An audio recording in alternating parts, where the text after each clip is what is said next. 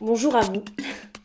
Nouvelle vidéo, et pas des moindres. J'en fais une fois par an, je pense, quand j'ai le temps, quand je peux, etc. Vu que cette année, j'ai vraiment envie de me remettre aux vidéos YouTube un peu plus face cam et pas faire que des vlogs, parce que je sais que j'adore le format vlog, mais j'aimerais essayer de pas faire que ça. Mais je suis très contente de vous retrouver pour un favori artistique.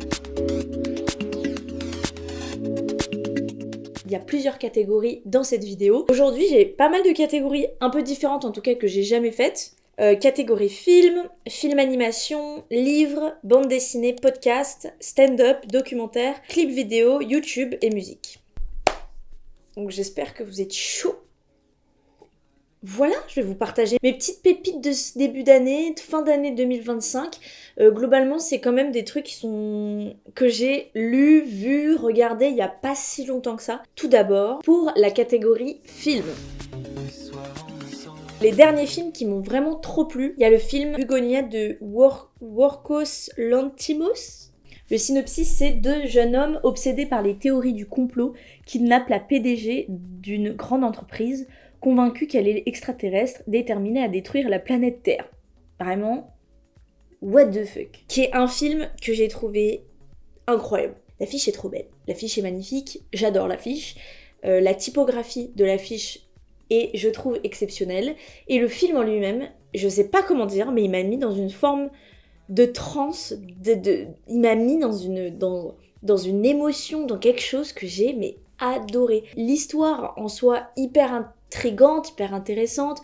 J'ai adoré les acteurs et actrices. Fait transmettre énormément d'émotions en mode le what the fuck, qu'est-ce que je suis en train de regarder? Il y a à la fois le rire parce que ça part tellement dans tous les sens que je trouve ça génial. Tu ne sais pas ce qui est vrai, ce qui est faux, tu sais pas à partir de quel moment c'est de la science-fiction. Enfin bref.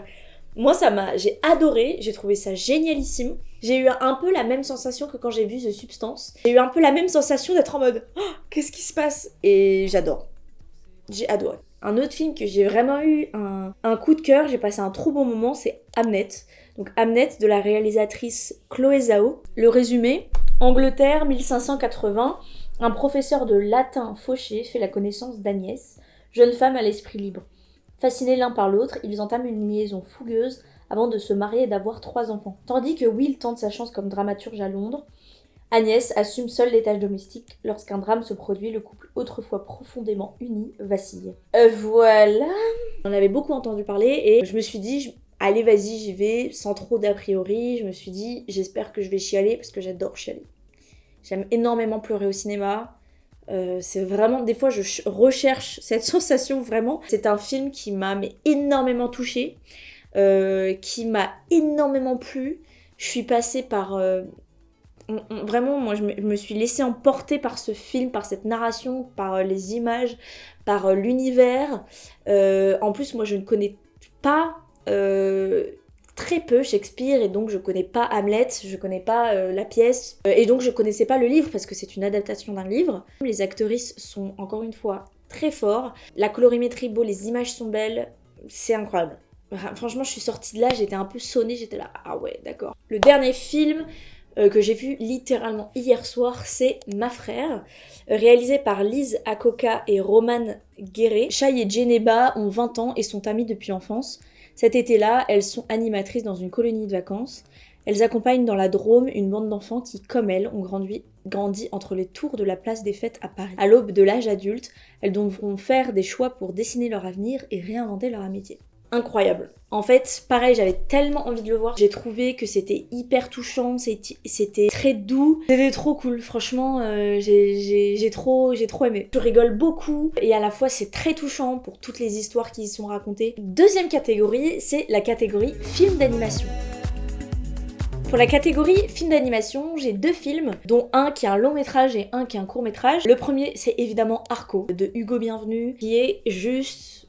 incroyable. En 2075, une petite fille de 10 ans, Iris, voit un mystérieux garçon vêtu d'une combinaison arc-en-ciel tomber du ciel. C'est Arco. Il vient d'un futur lointain et idyllique où voyager dans le temps est possible. Iris le recueille et va l'aider par tous les moyens à rentrer chez lui. Déjà, moi j'aime beaucoup, vraiment énormément le travail d'Hugo Bienvenu, que je trouve tellement beau, alors que moi vraiment je suis pas très science-fiction et il a un rapport à la science-fiction qui est très très fort. Et moi de base j'aime pas trop la science-fiction. Mais je sais pas, il y a dans son trait, il y a dans sa manière d'aborder les couleurs, d'aborder les paysages, d'aborder les atmosphères que je trouve très beau. Et là on est servi. Voilà, je trouve que Arco c'est vraiment un très très beau film avec tout ce qu'il représente, avec tout ce qu'on peut comprendre de ce que c'est l'histoire, l'aspect assez à la fois dystopique et à la fois utopique. Ça dépend de quelle manière on voit le monde. Et voilà, les personnages sont juste géniaux. Franchement, j'ai adoré. Le prochain film, c'est donc un film d'animation court-métrage, Dieu est timide, de Jocelyne Charles. Lors d'un voyage en train, Ariel et Paul s'amusent à dessiner leur plus grande peur lorsque Gilda, une étrange passagère, s'invite dans leur confidence. Son expérience de la peur ne semble néanmoins pas aussi innocente que leur dessin. Alors ce court-métrage, je vais pas dire que j'ai adoré. C'est une œuvre qui m'a mis en fait qui m'a poussé dans mes retranchements, on va dire. C'est-à-dire que j'ai trouvé ça à la fois génial et à la fois j'ai trouvé ça trop bizarre. Du coup ça m'a mis dans une sorte d'angoisse où je savais pas si j'aimais ou je détestais. Et je trouve que c'est ça qui est très fort avec le cinéma et avec ce film, ce court-métrage d'animation, parce que c'est tellement bizarre que tu sais pas trop ce qui se passe dans tes émotions. C'est-à-dire que j'étais en mode what the fuck, qu'est-ce que je suis en train de regarder? Et je trouve qu'il faut le voir, parce que même en termes de traitement graphique, c'est trop joli. Et maintenant, nous allons passer à la catégorie livres. Pour la catégorie livres, j'ai 2 livres dont j'aimerais vous parler, dont un que j'ai pas fini, enfin que je suis en train de lire. Mon vrai nom est Elisabeth de Adèle Won, qui est exceptionnel.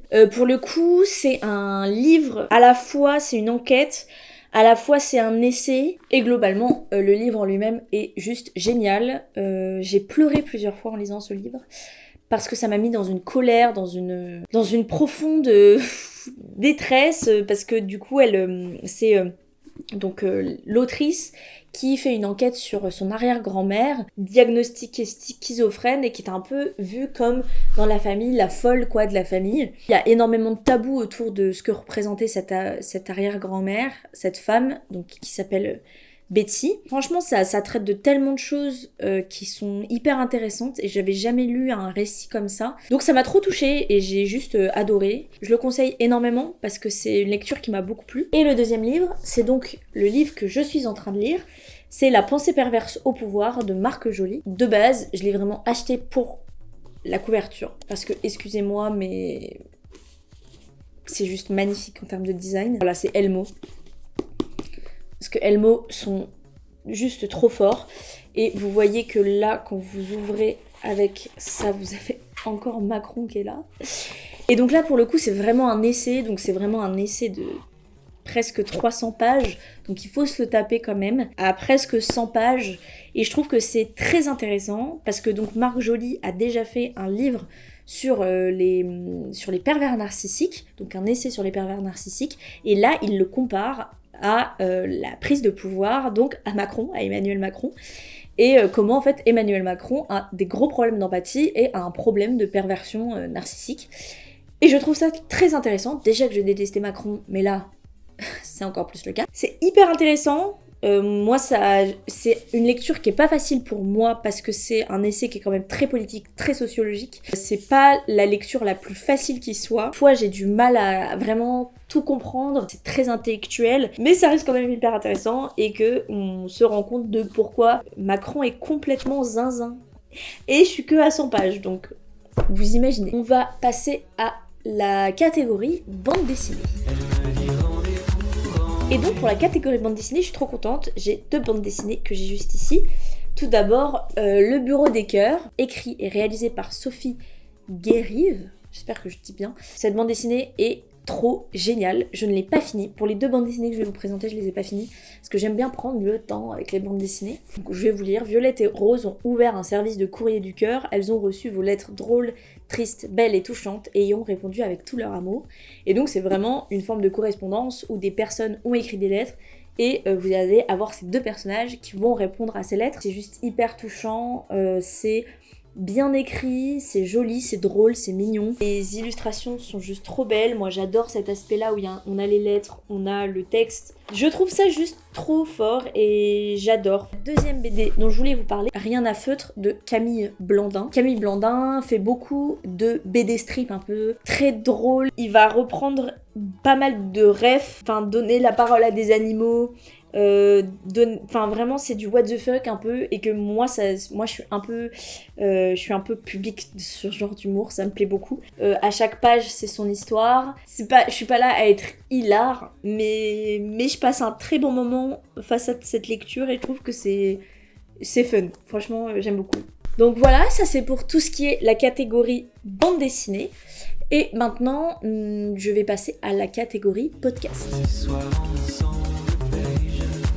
Pour la catégorie podcast, j'en ai 2. J'écoute pas énormément de podcasts, mais cette année, j'ai vraiment envie d'en écouter plus parce que j'aime beaucoup finalement ce format et ça me permet vraiment de me concentrer quand je travaille, par exemple. Et donc, j'ai écouté le podcast Même pas mort sur France Culture. Donc ça, c'est un podcast que j'ai vu sur la chaîne, que Jeanne Lira a proposé, elle a fait une vidéo sur plein de podcasts et elle parlait de ce documentaire-là et je sais pas pourquoi, j'ai beaucoup aimé l'affiche, le graphisme, et à la fois j'ai aimé l'histoire. C'est sur donc une journaliste, et donc celle qui produit et qui crée le podcast, qui a fait, il me semble que c'est 6 épisodes de 30-35 minutes, autour de l'enquête du fils de sa meilleure amie qui s'est suicidé, et elle va enquêter en fait pour essayer de connaître plus du coup la vie du fils de sa meilleure amie, et de comprendre en fait pourquoi cet acte. Donc trigger warning, évidemment, ça parle d'un sujet qui est très dur, qui parle de suicide. Moi, j'ai beaucoup aimé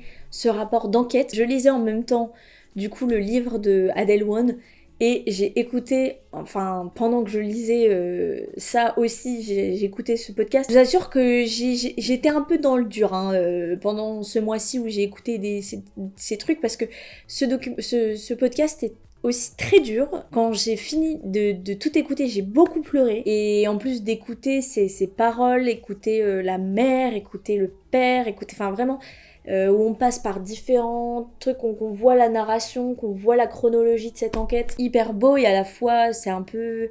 Voilà, on rentre dans l'intimité de choses qu'on devrait pas écouter en fait. Et je trouve que ça questionne aussi ce rapport-là de pourquoi elle fait cette enquête, pourquoi cette volonté de savoir, un peu ce rapport voyeuriste. Et je trouve que c'est, je sais pas, moi ça m'a beaucoup plu. Deuxième podcast là, complètement différent, c'est le podcast Le Pigeonnier de Yasmine Pigeon et de Ruby Pigeon, donc qui est un podcast que moi je regarde et j'écoute sur YouTube.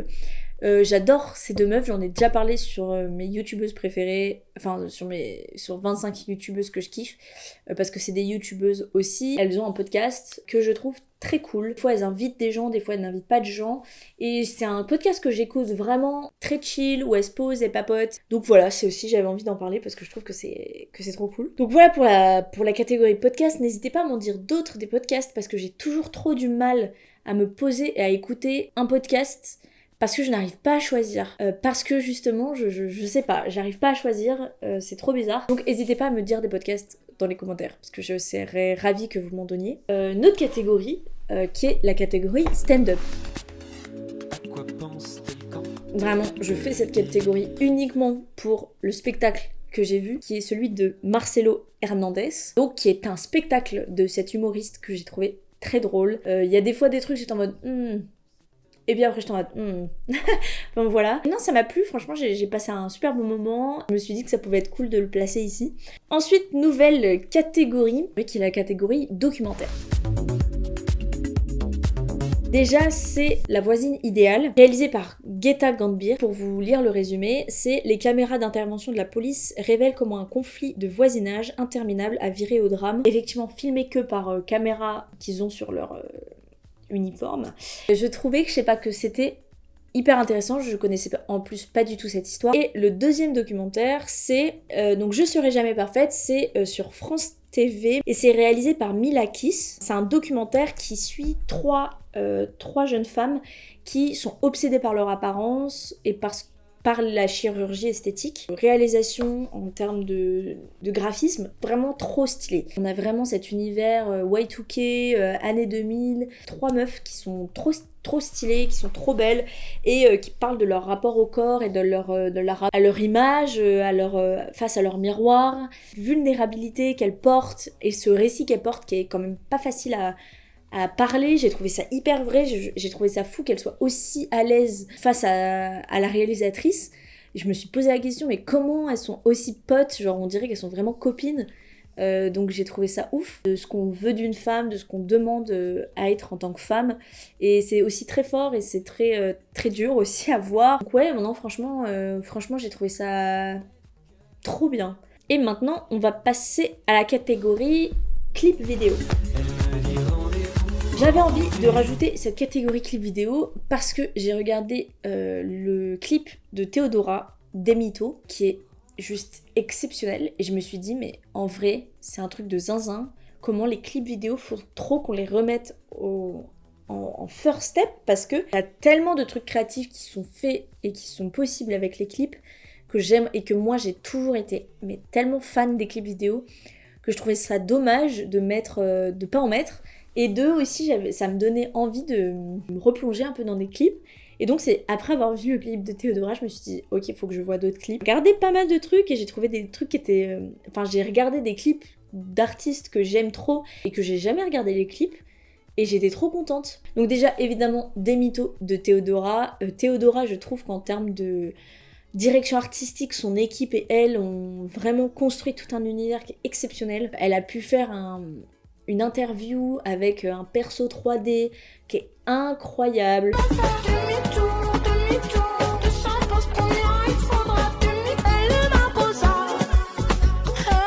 Donc je reparle encore de Yasmine Pigeon, donc qui est chanteuse, qui fait donc le podcast Le Pigeonnier, et qui est chanteuse et qui donc a fait 2 clips que moi j'ai beaucoup aimés, Delirious et Poderosa, qui sont 2 clips qui sont très différents mais qui je trouve montrent vraiment la personnalité et l'ambiance de l'univers de Yasmine Pigeon.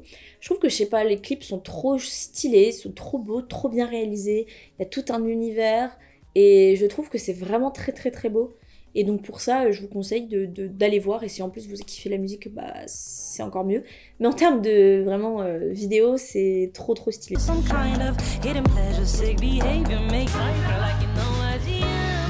Le clip de Ino Casablanca, Bissap du 20e. Donc déjà, moi j'adore cette chanson. Et j'adore globalement toutes les musiques d'Ino Casablanca.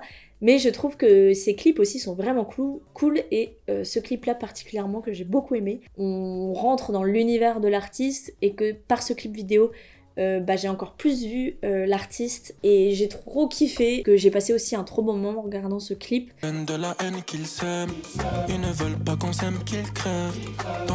Et voilà pour la catégorie clip vidéo. On va passer maintenant à la catégorie YouTube. En ce moment, je suis beaucoup plus branchée YouTube et ça me rend trop... Je suis trop contente parce que pas mal délaissé YouTube ces derniers mois, ces dernières années. Il y a aussi des contenus qui sont hyper cool, hyper enrichissants, hyper chill et plus longs et moins avoir cet aspect que j'ai sur Instagram de scroll, plus se concentrer quoi. Et donc, je regarde pas mal en ce moment Chloé Ray, qui est une meuf qui est en train de faire une BD. Et elle fait, je crois, un vlog par semaine, justement, sur sa semaine, sur ce qu'elle a pu faire. C'est vraiment un vlog de sa life, de taf, quoi. Et elle parle de plein de choses et je trouve qu'elle est vraiment cool, qu'elle est chill. Et j'aime beaucoup la regarder, ça me motive aussi moi quand je travaille. J'aime bien regarder ses vidéos.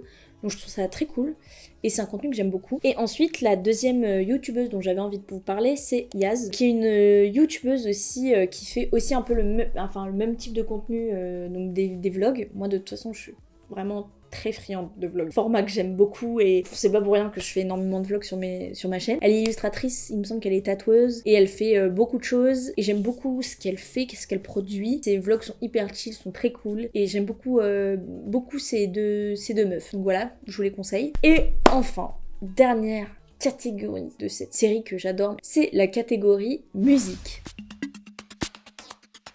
Pour la catégorie musique, j'ai 3 personnes dont j'aimerais vous parler, c'est tout d'abord l'artiste Sekou. Je l'ai découvert parce que c'était en première partie du groupe britannique Flow. Flow, j'en ai déjà parlé, c'est un groupe britannique, 3 meufs que j'adore, qui sont exceptionnelles. Et Sekou était à leur première partie quand je suis allée les voir en concert. Et c'était trop bien, il avait une trop bonne vibe, dansait trop bien, et les sons étaient trop cool. Et j'ai direct regardé ce qu'il faisait, et effectivement, ça n'a pas manqué. C'est un peu R&B, c'est un peu funk, enfin c'est vraiment trop, c'est trop bien. Franchement, j'adore cet artiste.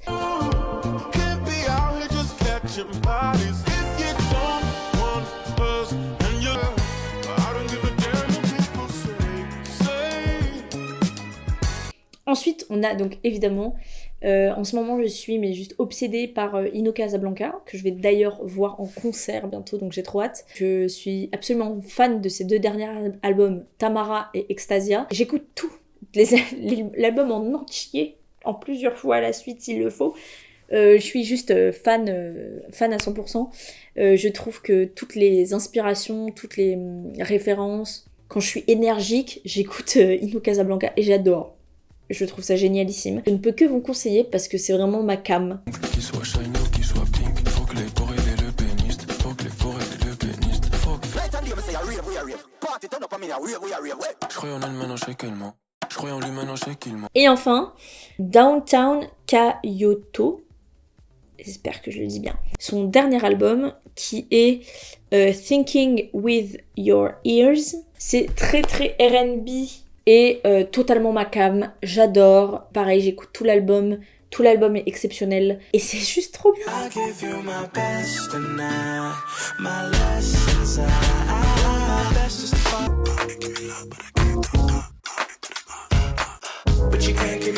Voilà, je vais enfin pouvoir passer à la conclusion de cette vidéo. J'espère que ça vous a plu. Moi en tout cas je suis ravie d'avoir fait cette petite vidéo en vous présentant un peu mes petits favoris et ce que j'ai beaucoup aimé dans ce que j'ai pu consommer dernièrement. Je vous dis à bientôt pour une prochaine vidéo. Merci d'avoir suivi cette vidéo jusqu'au bout. Je vous embrasse, merci à vous. Et puis, fuck Macron. C'est tout. C'est tout. Bisous mes stars.